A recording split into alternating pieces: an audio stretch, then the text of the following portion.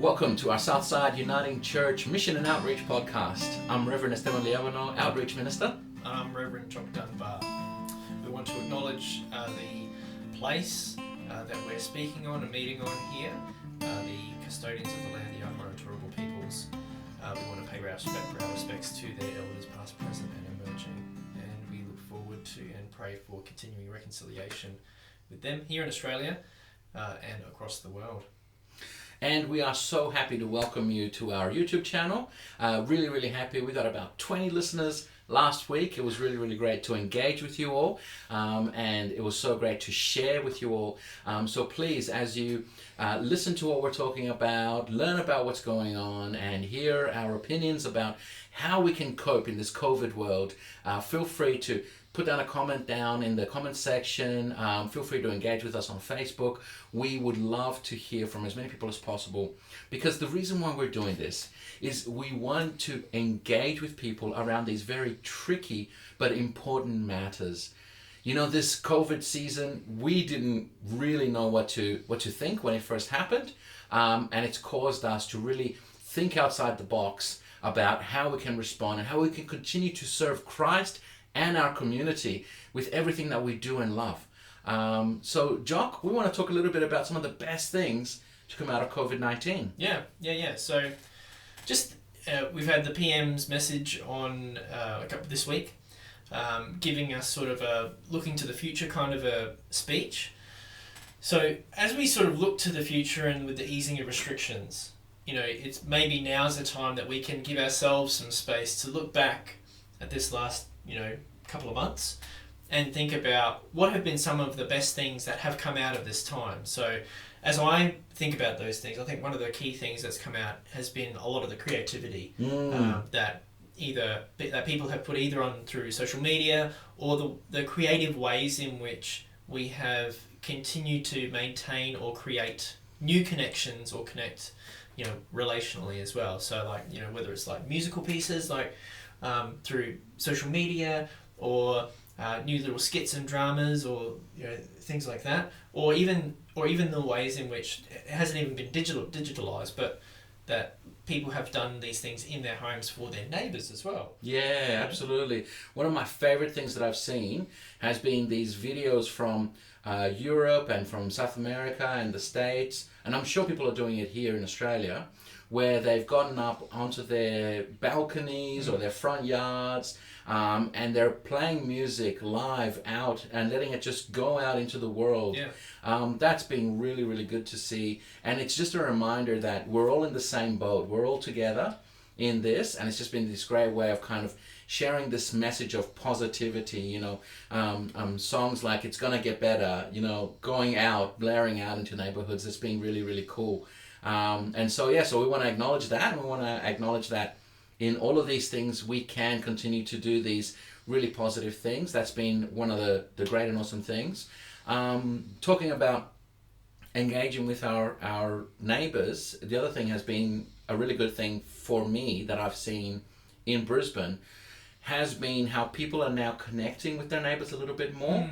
It used to be like our home was our castle, and we never talked to the people who were in the castles next door.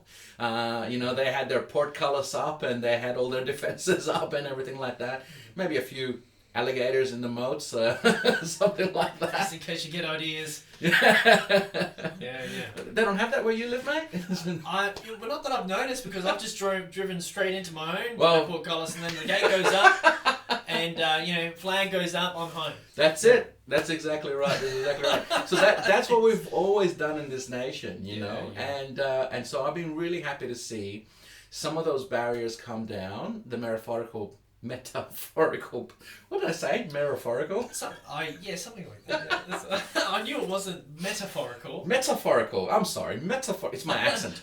The metaphorical barriers have come down, and so it's been great to see that. And I was reflecting on it. Went for a walk with my kids, and of course, what happened was we're walking down this rather slim walkway. And I'm a pretty big guy, and there was a family coming in the opposite direction. So we both stopped about 3 meters apart, and we had to kind of like make eye contact and be like, Do you go? Do I go? So in the midst of that, we're acknowledging each other as human beings that we take up space, and we need to recognize and respect one another. So I just got my kids to kind of step aside. They were on bikes, so we were quite intimidated. Ringing the bells. Well, bikers, Ding, ding, ding, ding. Oh, true. Biker true. gangs. Right, yes. BMX bandits. BMX band. I love it. Yeah. I never heard that before. Oh, That's cool. A classic film. A classic 80s film. Okay. Yeah. A young Nicole Kidman. Really? With freckles. I know. Okay. That's right. I'm going to have to ask my wife about that one. Check there you it go. out. Recommendations. Now playing on Netflix. But anyway, so we had to acknowledge them, and I thought about it. In the past, we wouldn't have acknowledged each other. We would have just behaved like as if we weren't actually there. Yeah, okay. Yeah. And either they would have straight away ridden out onto the street, or we would have kind of gone over into the grass, and they would have ridden past, and maybe the best we would have done is just a little nod of the head. Yeah. That would have been it. Yeah. Whereas, we actually had to kind of You got negotiate. to coordinate this. Hey, yeah. Am I going to go left? You're gonna go. Are we in Australia? Are we? Which side of the road are we driving on here? That's right. I actually believe kids on bikes are not supposed to be on footpaths, are they? That's a good point. I'm pretty sure they can be now. I'm pretty sure legislation changed just recently. Just recently. Great. Sort of like in the last 12 months, 18 months or something. Friends, I just want to acknowledge right now, Jock has done this great thing. He's put all our talking points on Post-it notes. So you'll notice every now and again we're glancing over because the Post-it notes are all falling down. One by one. One by one. That's right. And it started with the last point, which I've now forgotten. Yeah, I'm not sure what it is either. So we're just that was our We've still got the first one. We've got the first one. We're still talking about it, which is great, but we've lost all the rest of them. That's right. So we're going off script from here onwards. That's right. And which is great. Here we go. We're going to save one. What is it?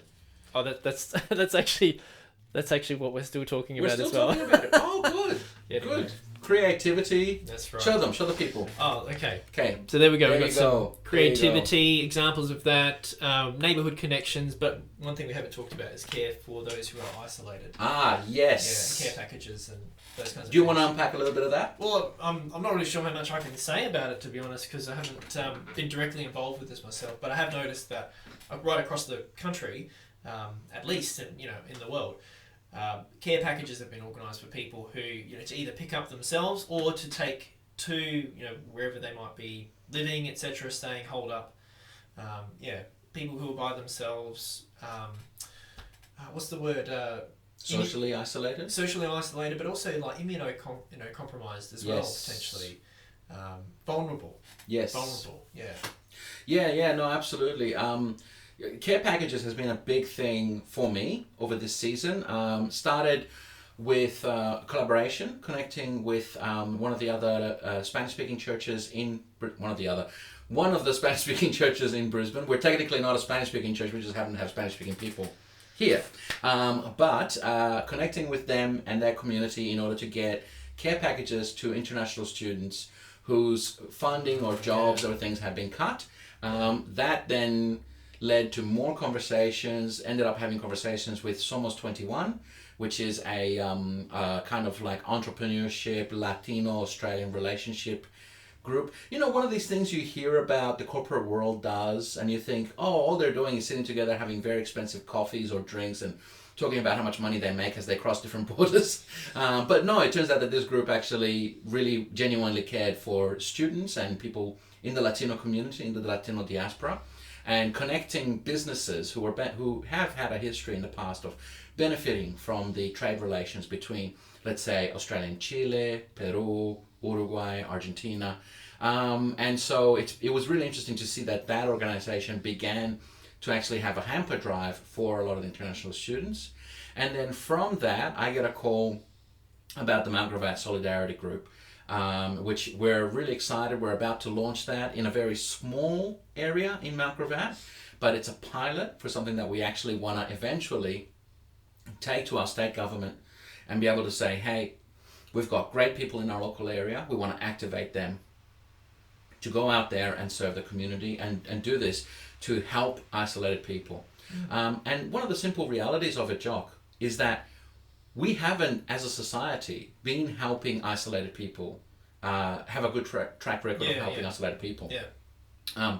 We've always looked at different groups that can take care of it, you know? Well, yeah, the from a cynical perspective, you know, why haven't we helped people who have been isolated? Well, you know, maybe it's that economic benefit, Yes. you know, or the social benefit that isolated people, you know, what, this is really cynical view, and I'm not advocating this, by the way, but I'm just saying that, you know, maybe it's the way that people who are isolated can be so easily dismissed. You know, socially, politically, economically, what benefit, you know, it's a horrible thing to say, but what benefit do isolated people give to that, you know? So that's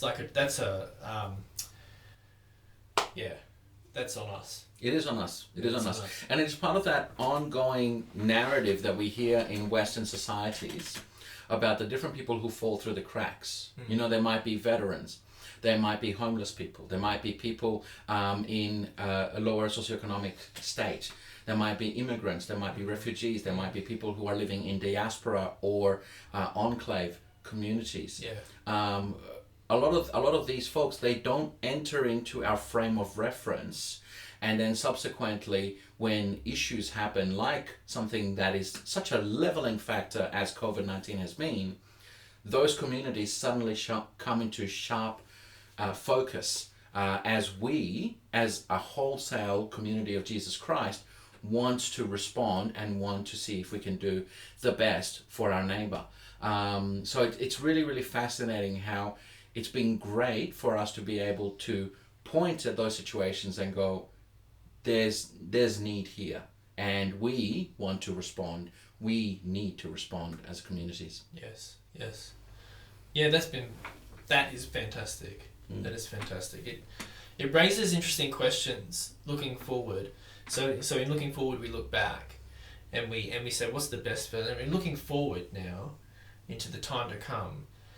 I just want to raise this that there is, whenever there's been like this heavy interruption to like our lives as normal, when we look forward, we look forward to going back to what it used to be like, and even how it used to feel like, and whether it be the rhythms that we used to have, particularly when you get a taste for it. So in our family, our kids have just gone back to school. So that's the first, which is a sign of celebration. And how did I do that? I did it by grabbing a book and this is me celebrating. You're such an out there person, Jock. So introverted, eh? But it's the first taste of things going back to like the way they were. But it's an illusion though, like it doesn't exist. Things will never go back to the way they were. And part of that are the things that we've just said, like there are things that have happened in the last couple of months for us. We'll just say as a country, I say, like just limit it to that we can't sort of like just ignore. You know, and there are things friendships that have started, relationships that have started, that can have a life beyond that season. They can carry on into whatever the new normal will look like, and we're not there yet at all. You know, we're in a transition time here. So it's what some people call liminal place or liminal space. You know, so it's you moved out to the edge. You know, things have been highly interrupted, and you're in transition from one significant transition from one thing to another. Transition is about moving on. It's not about moving back and returning. So, if you want to put this in terms of theologically, like the Christian gospel, it's that you know, Jesus' resurrection isn't a return to pre-crucifixion. It's a movement on. It's a movement on and forward and afterwards, and it gives different meaning to what happens before as well. Absolutely. So that's kind of a way to think about, you know, well, what can be carried forward, and what have been some of the treasures, you know, that we've found and that we've discovered together that we can move forward. And so thinking differently then about what the new normal could be. Absolutely. That reminds me of an article that I read on this great source for philosophy and understanding called Facebook. But it was a really legit article, because what it was talking about is it was comparing what's happening now in a lot of the world with what happened in Europe after World War II, and how many families in countries like Europe and France wanted to return to the family plots of land, and they would find that, after nearly a decade of fighting and war, that there had been that the land had grown wild. Thorns were growing everywhere. All sorts of different animals have moved in, and not just that, but they also found things like unexploded munitions in the ground, and other really nasty things that we won't mention. And so going back for them to the land really wasn't an option. But instead, what they needed to do was, if they wanted to be able to go back to cultivate the land, they needed to take a new attitude. They needed to go there with some fresh thinking, with some new ideas, but also with some extra bodies to go and work that land to get it to a place where it would be able to actually yield fruit once again. And when you're thinking about a place like Europe, they've got, when it comes to the tradition, they've got tradition pegged. Like, they've got hundreds of years of tradition, thousands in some places. And yet for them, surviving this cataclysmic event in their countries meant embracing something new and moving forwards to do something different with the same land that they had been given. Now, of course, for me, I always think about our churches, and I think about how much we have tradition in our churches and how steep we are in our traditions. But how we really can't go back to church as we've always come to understand it historically after this. We run the risk of churches being epicenters of sharing the virus again, of second waves and all that kind of stuff.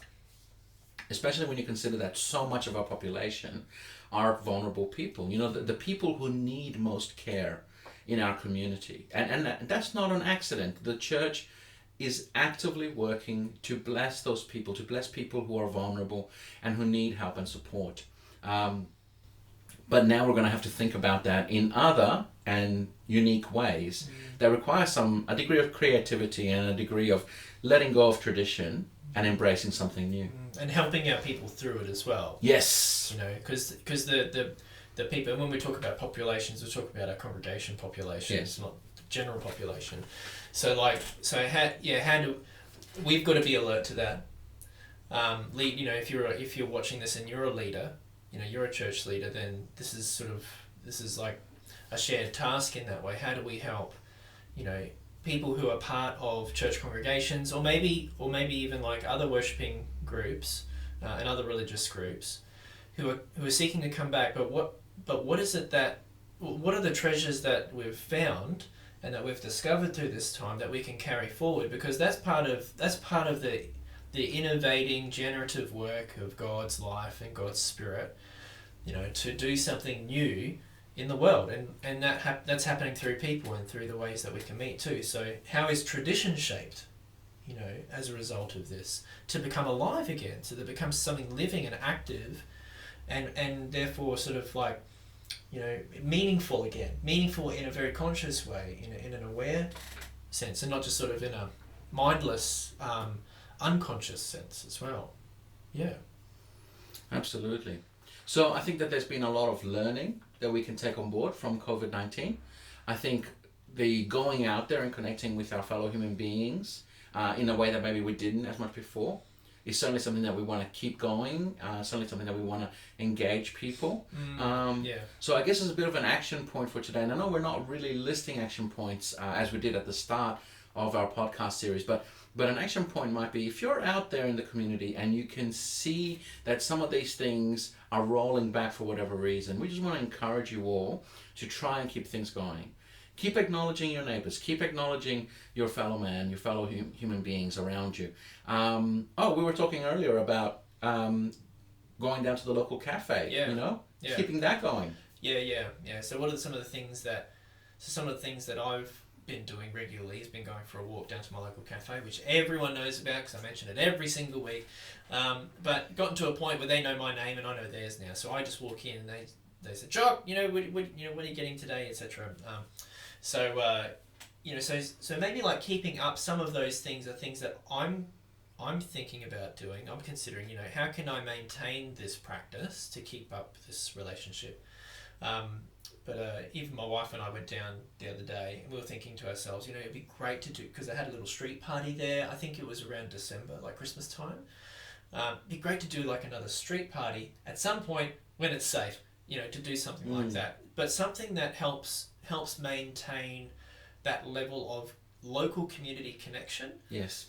Even if it doesn't have to be like a gathering, it can be other things. Like I have no idea what I'm thinking of at the moment, but I'm just seeing a vision of something that's like a station of some kind. And I don't mean like a train station, a bus station, but something like in the church we do prayer stations. Yeah. Or something like, or maybe even like how like you have like little community libraries, right? Neighborhood libraries. I'm not suggesting that, but something that is there for the community that when people walk past it, they can either access it, leave something, or take something. Again, being safe and being smart about it. When it comes to the spreading, we want to spread love and joy, not germs. But thinking, I don't know, something like that. Our friends just north of here in Norman Park have done something really, really great, which is they've done a community pantry. Okay, great. Yeah, so that's a really great thing. So in the inside of the door, they list the rules of what the community pantry does and how it works.